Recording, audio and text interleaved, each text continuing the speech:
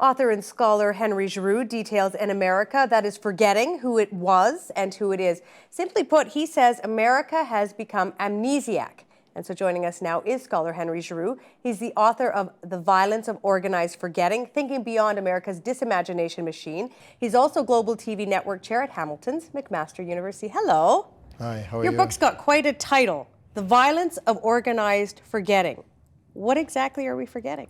I think what we're forgetting is what democracy is about. I mean, we're forgetting, at least in the United States, I mean, since the 1980s, there was a certain kind of historical turn in which we not only forgot about the practice of democracy, but increasingly about the ideals of democracy. And for me, it represents a very ominous turn. I mean, this is a country that increasingly is marked by massive inequalities in wealth and income, a country in which increasingly more people have become disposable, a country in which we find that profit-making becomes the essence of democracy. And as the social state declines and all social provisions, in a sense, are under attack, you begin to see the rise of what I call the punishing state, the rise of very repressive practices in which endless numbers of behaviors are now criminalized. And just to give you one example, I mean, when I was a kid growing up in Providence, Rhode Island, in the 1960s, if you did something wrong, you sort of got taken aside. You went to the guidance teacher. I mean, now we put kids in handcuffs, and we put them in the back of police cars for violating dress codes, or kids who throw peanuts at a bus are charged with a felony. And we have the largest massive incarceration system in the world, as you know. So what I was trying to do in the book is I was trying to make clear that there's nothing natural about this, that this really is a counter-revolution engineered by a number of extremists in primarily the Republican Party. And it's something that we need to be aware of and be very sensitive to, because in a sense, democracies, like anything else, come and go. Nothing guarantees them. Okay, you've said a lot there. We're going to unpack Sure. the tendrils of that as we move along. But you say that democracy, would you describe it as not existing now? I don't think democracy exists in the United States right now. I think that you have a country completely controlled by financial interest. $6 billion spent on elections. You have something like 70,000, 40,000 lobbyists, 12,000 lobbyists in the United States. You have elections that are completely rigged. You have Citizens United, a law passed by a completely business-oriented Supreme Court that says that anybody can pump huge amounts of money into elections. So if elections become the measure of what a democracy is about, they've been bought and sold. Okay, who's rigging it? There are a lot of people rigging it. I mean, we see it principally being rigged by major corporations and by billionaires, such as the Koch brothers. I mean, Charles and David Koch are people who the largest oil interest business in the United States, who are putting millions of dollars into rigging elections all over the United States. Is that rigging, or is that just putting money to help an election? I don't want to say sway it the way it is, but I mean, is rigging the right word there? I think that when you don't have a level playing field, and the inequality of resources that's put into election is so overwhelming, and people like you and I are running in an election like that, you don't have a chance. I think that's rigging. I mean, there's nothing fair about that. I mean, that's power being brought to bear in an inequitous way that undoes the democratic process, because it so sways the possibilities of people making informed choices that, in fact, what you have is a charade. You have a spectacle. There's nothing democratic about that. I want to pick up on two other words of your Sure. title. It's only five words long, your title. We've talked about the forgetting part. The organized part, the violence of organized forgetting. That suggests that this is constructed, that there is a conspiracy. No, I don't want to use the word conspiracy. I think a better word would be to say that forces have aligned in such a way as to make the issue of historical memory possible. In that, what you have in the United States is you have cultural apparatuses, the media, the mainstream media, the press, almost all largely controlled by basically six corporations, six major interests. And I think that the educational force of that culture is so overwhelmingly powerful in the way in which it shapes public opinion. And it does it in two ways. One, it completely trivializes, it seems to me, most of what we see in that culture. And secondly, I mean, for instance, there's a celebrity culture in the United States. I mean, do I care about the Kardashian sisters? No, I don't. That utterly leads people to believe that somehow celebrities become a model for what life is about. Secondly, it pushes the notion that consuming is the only obligation of citizenship. That if you consume, be happy. Think of George Bush after 9/11. I mean, standing in front of the towers, burnt down, and that horrible background saying, "Go shopping." That's what we need to do in the United States. Go shopping. I mean, I think that you have a culture that's so debased. Thirdly, you have a culture that is so indebted to a spectacle of violence that's almost out of control. I mean, I think that one of the things that we have begun to recognize since the 1980s is that violence really becomes one of the highest priorities and ways of mediating social relationships in the United States. Give me an example. I'll give you an example. I'll give you three examples. One is you now have the increasing militarization of local police forces. The weapons that were in Afghanistan and Iraq are now being brought home and given to police forces. So that, for instance, I'll give you a minor one. I mean, police forces now look like SWAT teams. So you have tanks rolling up to break up local poker games that are considered illegal, right? I mean, you have. That's not true. That is true. Where? I can't give you the exact. I mean, I've actually documented that in the book. I don't remember the specific town. I want to assume it's Tennessee or in the South, right? But it happened. But it happened. SWAT teams sort of invading local poker games, dressed in gear. But a lot of SWAT teams now, because of the drug laws, breaking into homes and that basic in the wrong addresses, right? Or Ohio State University got a tank to put on its campus for its local security forces. I mean, a tank on a university campus? I mean, what does that suggest? Secondly, what you have is what I call punishment creep, meaning that the model of the prison is increasingly now moving into other institutions. Schools, in many cases, are now being modeled after prisons. More security guards and teachers, right? Kids have to be humiliated walking through all these metal detectors. Zero tolerance policies in schools that are nothing but hyper punitive in the way in which they work. And thirdly, you have the increasing criminalization of social behavior, meaning that to be homeless now is a crime. It's not just simply a social problem that we need to address. So they're just three basic examples. Okay, and then in the introduction of your book, you talk about America's descent into what you describe as madness. Is what you've been saying, is that how you collectively say this is just madness? It is madness.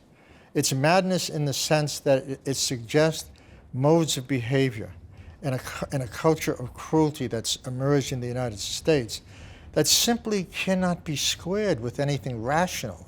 When you get a Republican Party, or let me be even more specific. When you get political extremists in the Democratic and Republican parties cutting $8 billion from a food stamp program that 50% of whom feeds children and 20% of whom feeds the elderly, that's madness. When you have a war machine that basically takes up 50% of the national budget, and yet you're raising tuition for students, when you refuse to tax corporations fairly, and at the same time cut social services, and so forth and so on. When you have states, 25 states in the United States, that opt out of Obama's Medicaid program, and the figure now is 17,000 people will die a year because of that. That's madness. You describe it as madness, but there aren't riots on the streets in American cities about this. I mean, other people don't see it the same way as you do. Why do you think that? I mean, if it's as mad and as chaotic and as terrible as you describe it, why are we seeing people at home, saying, it's okay? That speaks to the success of a system that's been able to convince them that there's no alternative. That doesn't testify to the degree to which the madness actually exists, does it? People would say that they're okay with things like heightened security because this is what we have to do in 2014 to keep me and my family safe. What do you say to that? I say that's nonsense. I say that what you as a result of Edward Snowden, Jeremy Hammond, and a whole range of other people that I basically think are heroes. I mean, I think that what they did was they revealed something so sinister about the surveillance state in the United States that people should be, at the very least, concerned about not only their privacy but their freedom. I mean, when you have a state that can monitor every mode of communication that you engage in, and then claim it's for security, that's a notion of security that has nothing to do with terrorism. Basically, it is a form of terror. It's a form of state terrorism, and I think that it. I mean, when you get the ex-Stasi members in East Germany saying, "You guys have a dream machine. I wish we had that." I mean, can you imagine that power being in the hands of Ted Cruz, or in the hands of Graham, or some of these right-wingers in the United States? I mean, that apparatus in play that has the potential for such authoritarian practice is enormously scary. And I think that nobody's going to argue that security isn't important, but the real question is, at what point is security so removed from any notion of transparency and control that you actually get a senator in the Senate Intelligence Committee, Senator Feinstein, claiming that the NSA is spying on them? This is the America of 2014. What do you look to, sort of, when you look back at sort of a more virtuous vision of America? Well, I mean, there are moments in the United States in which the social contract mattered. I mean, you had the New Deal. You know, you had FDR being pushed as a result of collective struggles by unions and workers and others into putting a lid on corporate power, into recognizing that corporate power was destroying any vestige of democracy in the United States. You have the emergence of Social Security. You know, you have Johnson with the Great Society. I mean, you know, you have Bill Moyers. You're starting the Peace Corps. You have a moment in American history in which the question of social responsibility actually mattered. Public values mattered. The social contract mattered. Dependency was not something that was scorned or seen as a pathology. I mean, so while at the same time, of course, there were enormous exclusions around women, around blacks, around immigrants, and so forth and so on. But at least the ideals were institutionalized in a way that suggested that they could be pushed even further. I would argue those ideals now are on life support. But let me push back a bit. If we look back 50 years ago, Civil Rights Act is just being passed, but at the same time, crime rates are higher in the United States. People didn't live as long. Today, I mean, someone who would have this argument with you would say, look at our crime rates in this country, they're down. People's life expectancy is much, much longer. What do you life say expectancy for whom? Life expectancy for the upper middle class and the wealthy, certainly not for the poor.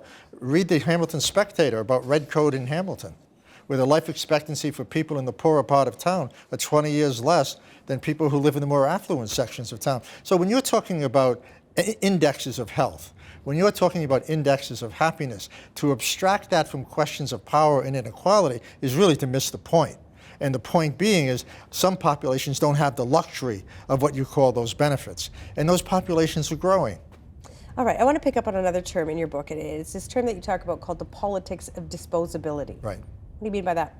What I mean is that, and I'll give you a framework, all right? Okay. If I may. So to make this more intelligible. You know, there was a time in the United States, that time that, you know, Piya, you had referred to, when actually politicians thought they had to make political concessions. And so labor and capital tried to work something out, right? I mean, Henry Ford said, you know, you have to raise wages because, you know, you have to keep the economy going. You now have a political class that has an allegiance to nothing because it floats, meaning that it's global. Its interests are global. Workers don't want to give up their retirement funds, we'll move to Mexico. So the notion of political concession and political compromise basically has evaporated right now in the American form of casino capitalism. It's evaporated. So you have more and more groups that are becoming excess, that are becoming disposable, either because they're non-consumers, they simply don't have the wealth. 50% of all Americans, as you know, now live on or below the poverty line. They're disposable. They really can't benefit the elite and the corporations in a way that increases their profits. Secondly, something tragic has happened with young people in this country. Young people are no longer seen as an investment. They're now seen as a liability. I mean, young people demand long-term investments. That's an economy that only depends on short-term investments. Young people basically are now no longer a symbol of idealism. They actually are a symbol of a nightmare. You know, they're costly.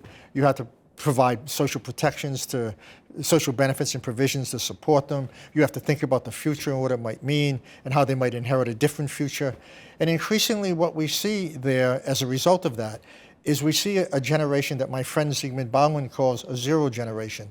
Zero jobs, zero employment, zero hopes, zero opportunities, and even increasingly less opportunities for the most basic of attributes that would make life more dignified. I mean, you have 50% of all 25-year-olds are living with their parents. They're living with their parents. I mean, I was married at 21. You know. But again, Henry, I go back to this point that even within that generation, I mean, they're not out on the street saying, we got nothing here, pal. Like change the system. They're not doing that. Well, there was a glimpse of that, wasn't there? Right? I mean, you did have the Occupy movement. I mean, which certainly was attempting to change the system. In the United States, you have the Quebec student movement, which was enormously powerful and I thought successful. We have, I mean, I think one of the things that we don't see in the United States, Piya, and I may be terribly wrong, but we don't see social movements that are actually working in opposition to change the system. They don't make the media. They're not prime time. Why not? They don't make the media because the media is not interested in them. The media is interested in spectacles. You know, when people say the media, I think, well, I'm interested. I'm part of this thing that often gets criticized for not caring about certain things. And I think, well, I care about that. No one is saying we can't go cover that. But you seem to suggest that the media just isn't interested in things like Occupy. It was covered quite vastly. You know, do you ever watch NBC, CBS, ABC? I do from time to time. I mean, watch the American mainstream media. And, you know, they believe in what they call balance, which means that if one person says the world is flat and another person says it isn't, then they are treated as two basically equal views. And I think that what you see in the media is an enormous restriction on what actually gets covered, who gets interviewed, and what points of views are taken up. Noam Chomsky's never on the mainstream media. Never really interviewed. I mean, I could name a whole range of intellectuals on the left who were never interviewed. Chomsky was called, I think, one of the most important intellectuals by the New York Times. I mean, not a small ditty newspaper. I mean, it was the New York Times. That was a review, and that was 20 years ago. Okay. You know. I want to talk about some of the big stories that have emerged. But I want to go back to your question, because I think that what needs to be understood here is that the media is not neutral. It's driven by particular kinds of interest, and it's owned by particular kinds of groups. I mean, it's almost impossible in the dominant media in the United States to see a position taken against the Israeli government. That's almost impossible. You barely see that. And the Occupy movement, when it was taken up in the United States by the dominant media, an issue which I studied very carefully, was always to treat it as clownish. I mean, there was never an attempt to really understand what that movement was about, except to say, you know, it's going after the 1%, right? So I think we really need to be, I mean, to me, those cultural apparatuses are very important in producing very specific narratives about the United States, about democracy, about its wars, about the war machine. I mean, the media doesn't take up the question of mass incarceration in the United States. It doesn't take up the question of the race wars. I mean, there's a whole range of issues. Poverty, it barely touches. I mean, these are not entertaining. They don't work. I would argue that we in public broadcasting do take up those issues. But you're in Canada, you know, and I think Canadian media is very different. It's serious. It's serious. It addresses serious issues, and it has serious conversations. I mean, you have Bill O'Reilly in the United States. These are shouting matches. They're not serious conversations. Bill Moyers, who's one of the few people who conducts a serious conversation, he's marginalized in stations that, you know, it takes a lot to get them on the air. You know? Okay, I want to talk a little bit about big stories that have emerged in the United States that involved criticism of the government at the time. So Hurricane Katrina 2005, the U.S. government takes it heavily criticized. What should we have learned from that disaster? What we should have learned is that the right-wing extremists who claim that government doesn't matter are wrong. That government has a responsibility and it matters. And that when Bush and his cronies, Cheney and Rumsfeld and that group took office, they did everything they they could to follow the legacy of Ronald Reagan, which was basically to say that government is not doesn't solve the problem, it is the problem. And what they did was they consistently defunded important social programs and put cronies and hacks as in leadership positions in those programs. They were simply political appointees. And we saw the consequences of that with Katrina, with FEMA. I mean, Brown was inept. I mean, he couldn't be more inept than he was. And of course, the agency failed. And it failed in ways in which the entire world took notice. And then we have Hurricane Sandy. Different president, different party. What parallels do you draw between the response to Sandy? Well, I think that I think, again, what we see is that government policy often works not in a way that's balanced and takes into consideration the suffering of all people, but moves its resources and its power in ways to often benefit people who are privileged. And Sandy was a classic example of that. I mean, people in the projects, being stuck there for days with no aid. I mean, you had Bloomberg, a guy who once said that the only way you can really make a city work is to have more billionaires. Was more than willing to pump enormous amounts of money into the marathon and divert all those resources away from people who actually needed them, from power generators, to water, water. And so I think that Sandy wasn't as bad, certainly, as Katrina, but we got a hint of what it means to live in a non-democracy, what it means to live in a country that doesn't use government resources in a way to benefit all people, but basically benefits very few people. All right, we got about 5 minutes left, and we have to talk about security. In your book, you call you say it has an obsession with security. You call over civil liberties. You call it a Faustian bargain. Why characterize it that way? Well, think about this. We have a president who has a kill list. This is a president who basically sits down maybe once a week, as the New York Times reported, and decides who he's going to kill.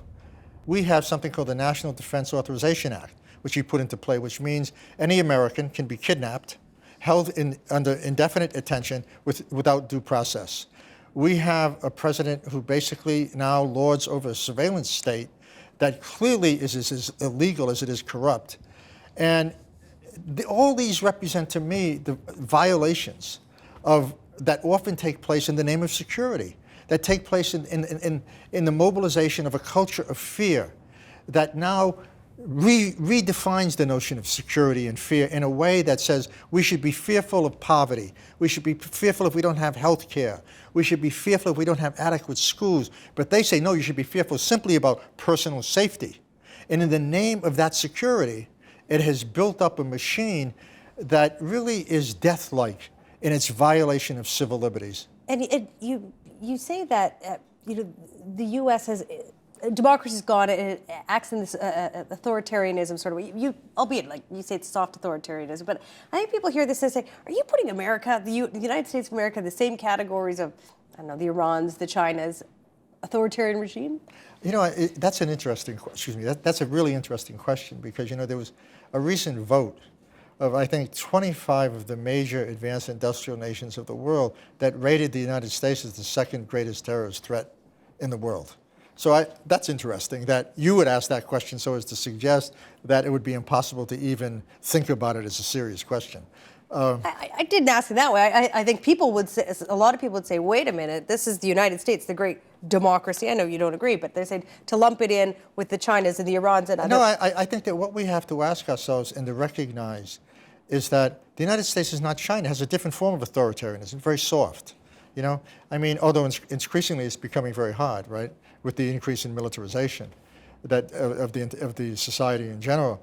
But I think that what we need to ask ourselves is, in what way is democracy very specifically being undermined within a very unique set of circumstances, unique to the United States? There's nothing about democracy in the United States that suggests that it doesn't have to be fought over or that it could be eliminated. We are going to talk about one of those ways tomorrow. We're going to talk about education and its connection or disconnect to democracy in the United States. Thank you for coming in tonight. Oh, you bet. Thank you. Support Ontario's public television. Donate at tvo.org.